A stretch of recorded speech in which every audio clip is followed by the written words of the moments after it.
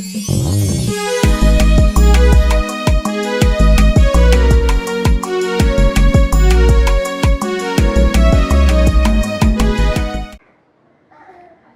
name is Omache Thomas, and I'm a youth advocate from Mombasa County. I advocate for the sexual reproductive health, mental health, and gender-based violence issues among young people in Mombasa County. And I want to share a little experience of my advocacy journey. And we all know that as a country, most young people walk each and every day traumatized, most of them with experiences that makes them to cry every day, and they don't know where to get help.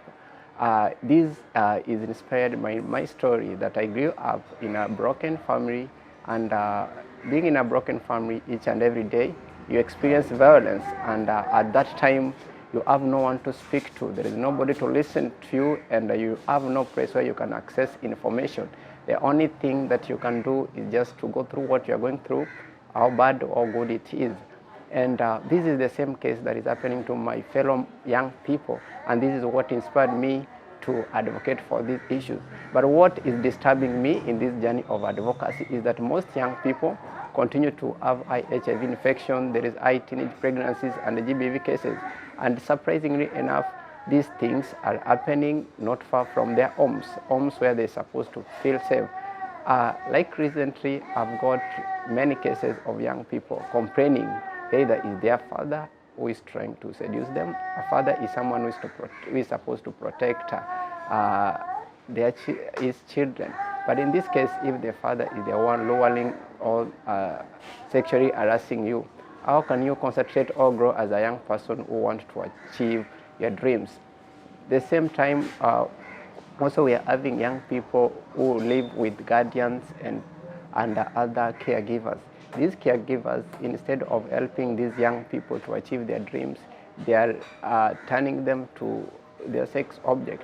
And since these young people feel helpless, they feel they cannot do anything, they are not suffering in silence, they are walking traumatized, and their mental health is now affected. One thing that needs to be done, and one thing that we all learn from this, because personally one time I got myself in a situation that I don't have any information. These young people also don't have any information. So one thing that can bridge this information is to ensure that we scale up the digital access of this information, whether it's about healthy relationship or it's about their sexual reproductive health. This way we are able to prevent more young people who are going through a lot and they cannot able to tell anyone. For instance, for my example, there is a time I was almost killed for talking to a lady, and this made me to be traumatized.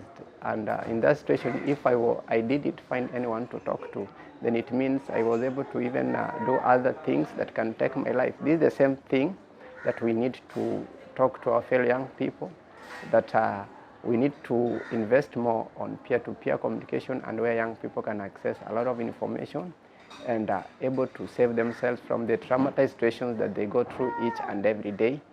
And that is what I can say about my story or my experience.